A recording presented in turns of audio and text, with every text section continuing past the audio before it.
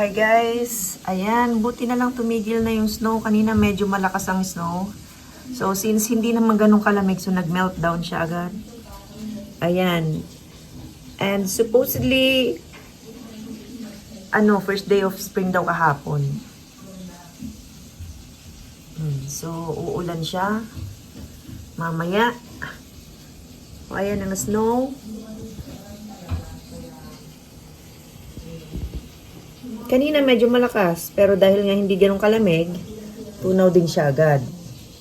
And look what I found. A bug. Oh no. Bug season na naman. So, itong aking halaman ay nilipat ko din eh. Dahil yung anak ko ay nagreklamo na naman daw yung mga halaman ko kung saan-saan. Kasi nga, dahil pinipwesto ko sila sa medyo maliwanag. Dito kasi is tapat kasi ng yung heater, kaya hangga't maaari ayoko maglagay ng halaman dito ba. So today is lazy Saturday. Nagluluto si Mr. ng salmon at ayan, nag-prepare na siya ng aming lunch for today. At eto, dito ko nagsasampay kapag hindi ako mag-dryer. Kasi minsan, kasi halos araw-araw ako naglalaba. So, mahal kapag palagi tayo magda-dryer. So, kung konti lang naman at mabilis lang matuyo, dito na ako nagsasampay. At ipapakita ko sa inyo ang aming ulam for today. Anong ulam natin ngayon? This is the, ewan ko, sabi Vietnamese, fried rice, hindi naman, maanghang. Pero ang gumawa nito is Mexicana. So, probably sa kanila yan. Ito ay, anong tawag dito ni? Tinakdakan? Tinakdakan, pero beef. Ayan, steak yan. Na kasi, parang nirido, ganun. At ayan, bulgogi, Korean bulgogi na beef din. At ito naman, ang para sa bata, salmon. And also, ito ang aming paligid. Ayan. Kanina puting-puti lahat yan. At uulan na naman. Baka na yan, tubig. No, Nino. Sa tingin mo, tubig yan? Hindi yung ulap ba? Madilim eh. Cloudy lang. Cloudy. At kahapon, kagabi, nagluto si Mr. ng, cassava cake, di ba? Takot magutom. And this is our lunch for today. Actually, it's already 1 p.m. na. Medyo late kasi kami nag-breakfast kanina. Mga alas 9 na. Kaya ayun. So, pancake. Ayan, actually, hindi pa ako nakakapaglinis. Yan. Magulo pa ang aming tahanan. Yun. Yung aking higaan, kasi minsan bumababa ako dito ako natutulog dahil masakit ang aking katawan sa bed. So, probably kailangan na naming bumili ng bagong higaan na titwist ang aking katawan ba. Hindi ako makatulog ng maayos. So, dito ako natutulog or dito sa sofa. And how are you today, Mr. Chef? I'm good, very good. You're feeling good today? Because of day off. That's why I feel better now. You feel better? You felt better na? And actually, marami talaga kaming kalat ngayon. And parang tinatamad pa. Pero tapos na akong mag-dusting at mag-vacuum. So, organizing na lang ako. Yan. Wala, hindi pa ako nakapag-refill ng aming tissue. At, yun. Okay guys, kain muna tayo. Ito may kwento ko na din. So guys, kain muna tayo. Sa akin, hindi ko alam kung meron tampo or... Yan. Meron siya ng... Kain na na, Kong. Pero alam ko kasi... Kain tayo guys. Katampuhan niya. Ayun tayo guys. Tapos na mag-pray. Yung katampuhan niya, kami yung laging magkasama, parang pasyata ako na nadamay. Ito, maanghang na, oh. Ewan ko kung anong klaseng yan. Pero bahala siya. Fried rice siya na maanghang. Work lang ng work. Tsaka hindi ko hilig makipag-away, kaya... So, ito mga ulam namin galing to sa take out. Take out lahat yan. So, para makatipid sa gastos. Kumain ako ng isang pandisan kasi nagutom ako. Tapos mamaya, Okay guys, kain tayo. Masarap yung sauce ni. Ano siya? Siyempre may herbs. Hmm? Pwede isa. Ano naman ang sauce mo? Yeah, don't worry about me. Ano to, sparkling ice. Masarap, masarap din siya. Kasi orange mango. Masarap din. Pag gusto ko kasing dumikhay, ito yung iniinom ko. Kain muna kami guys.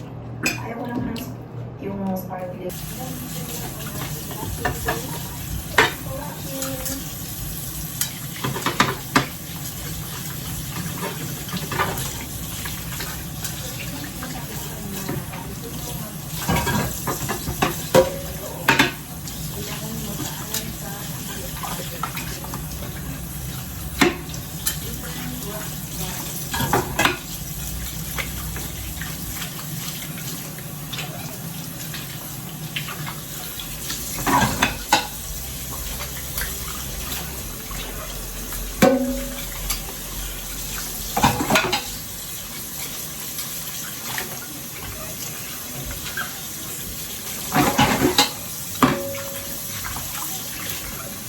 Bihira lang ako gumamit ng dishwasher kasi konti lang naman yung mga nagagamit namin. Eh, sayang naman, ayoko yung nagtatambak ng hugasin. Ba't maaari, gusto ko nakahugas agad. Kasi, ayaw ko talaga ng may mga nakakalat, ganyan. Tapos, ganda pag tapos na.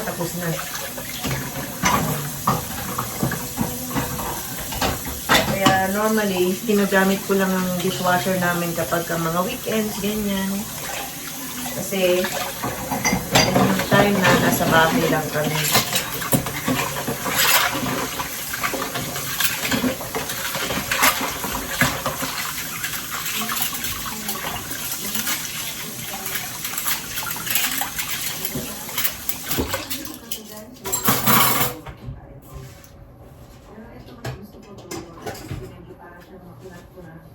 Hindi lang kasi yung hugasin namin madalas, kaya hindi na kailangan gumamit ng dishwasher.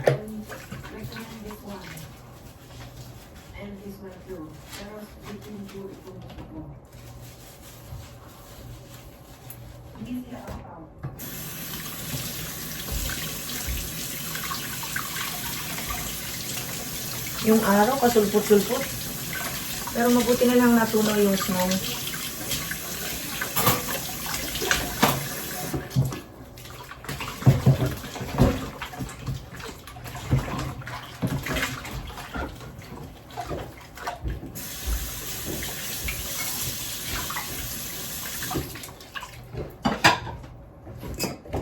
Daanin ko na lang sila dito, Nino. Ha, bakit?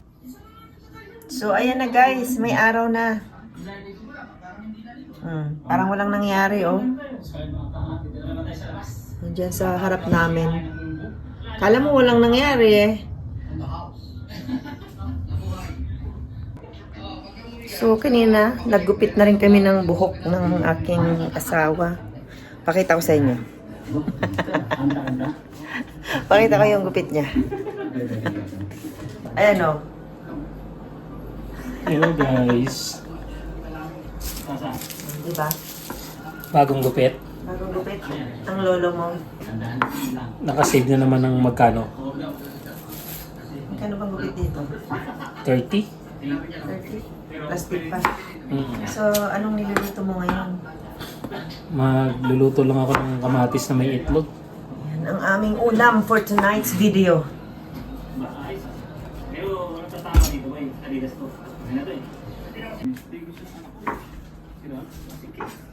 At ang aking halaman ay, kamusta kayo mga baby? Ayan, may mga bagong mga sibol na mga dahon. Very good. At ayun yung isa. Yan o. Diyan ako nahiga. So,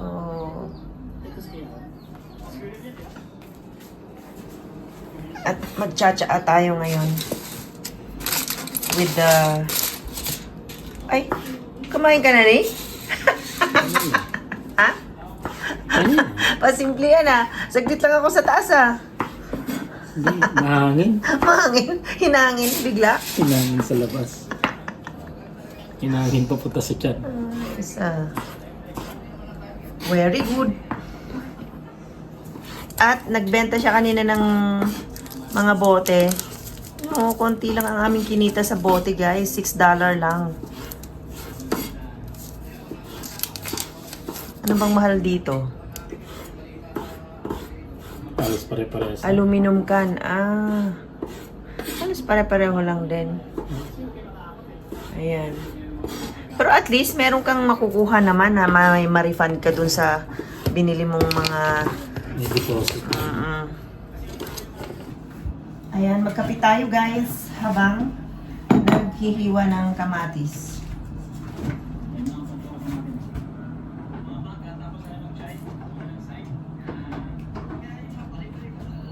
May pwede na ba? Gusto pa? I'm not really hungry. Ito ko. Siyempre, kakain mo lang kasama eh.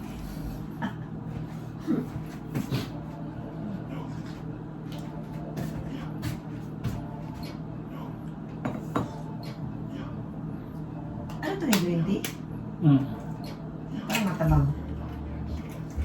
Ang bali ba ganun naka-step eh.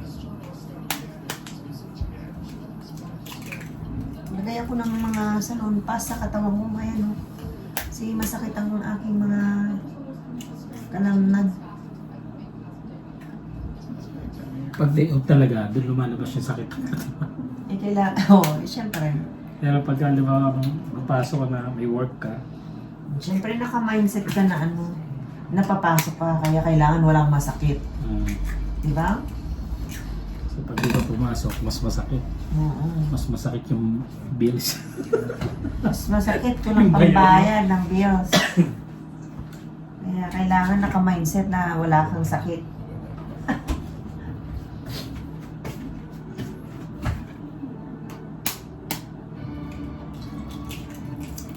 Okay guys, yun ang aming video for today. Another day, another vlog. Thank you for watching. Don't forget to like. Share and subscribe. Thank you. Kahit hindi kami nag-video madalas.